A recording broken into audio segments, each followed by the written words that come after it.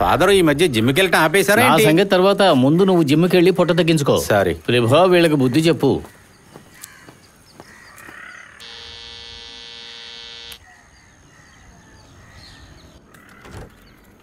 Father, Mary ఎక్కడా? Terrace లో ఉంది ఫాదర్. నేను రాత్రి అక్కడే పడుకుంది. అక్కడ చలి చాలా ఎక్కువగా ఉంటుంది కదా, జ్వరం కూడా రావచ్చు. ఆ విషయం నువ్వైనా చెప్పొచ్చుగా. చెప్తే వినాలి కదా ఫాదర్. వీడు చెప్పిన మాట వింటే కదా. మేరీ కుట్టి,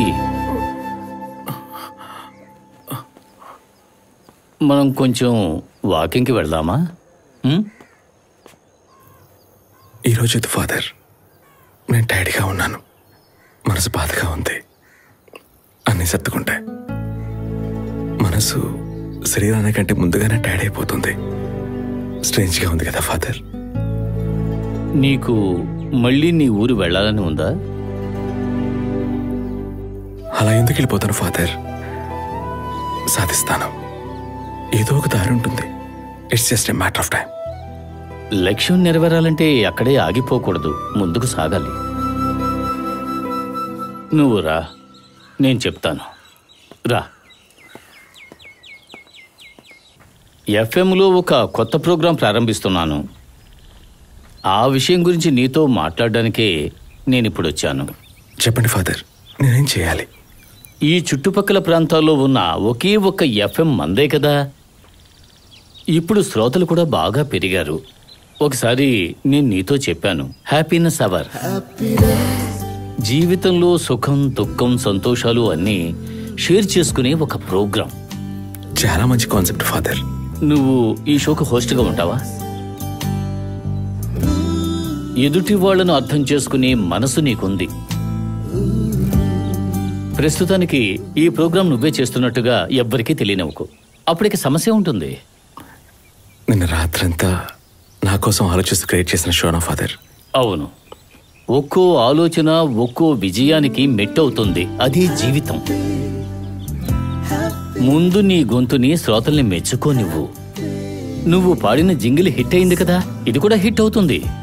కానీ కొత్తగా ఒక పేరు కావాలి. నేను పేరు అనుకున్నాను, ఆర్జే ఏంజెల్. నీ రెండో జన్మలో మాతుకుట్టి అనే పేరును మార్చి నీకు మేరీ కుట్టి అని నేనే కదా పెట్టాను. ఇది నీకు మూడో జన్మ. అయ్యో, అటువంటి డెసిషన్ తీసుకోవడానికి నేను ట్రై చేసి చూస్తాను. ఇది వర్కౌట్ అవుతుందో లేదో. నాకు నమ్మకం ఉంది, మంచి జరుగుతుంది. Let's see.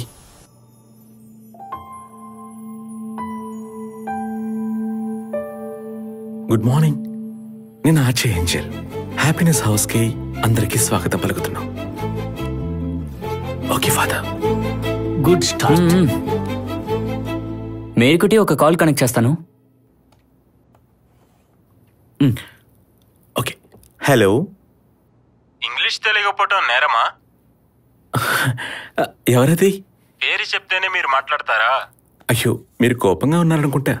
సరే, మీ ప్రాబ్లం ఏంటో చెప్పండి. నాకు ఇంగ్లీష్ రాదని నా లవర్ వదిలేసి వెళ్ళింది. దాన్ని చంపేస్తాను, లేదంటే యాసిడ్ పోస్తాను. మీరు ఇప్పుడు చెప్పారు కదా, రెండు చేయరు. వారి మీద నా మనం మీకు ఇప్పటికీ ఉంది.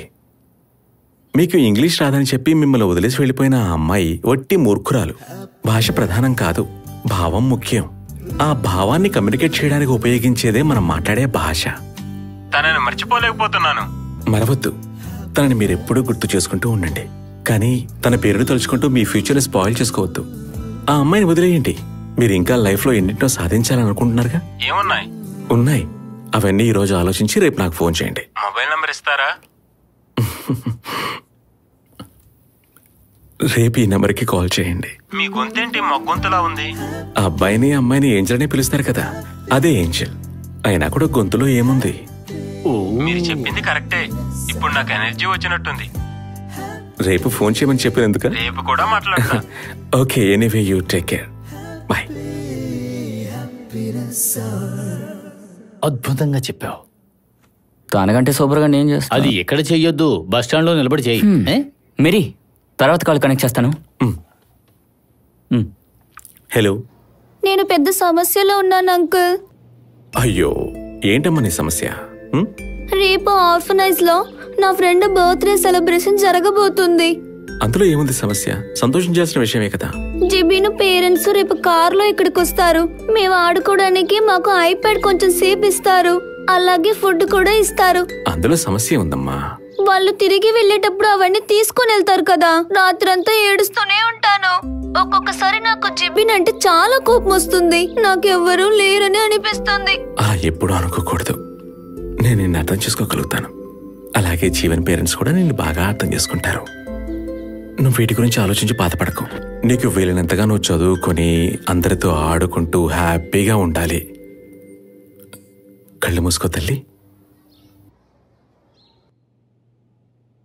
చిగురాగు ఎలలో గేటి తల్లి ఆకాశం నిలిచింది నీ కోసమే. సెలయేటి గలగలలే తాళాలే వేయ ఆడాలి నీవు నమలివలే. గాలి పాటలకే ఊళి తలలోపా దిగి వచ్చే మేఘమాల తేరే నీ కోసమే.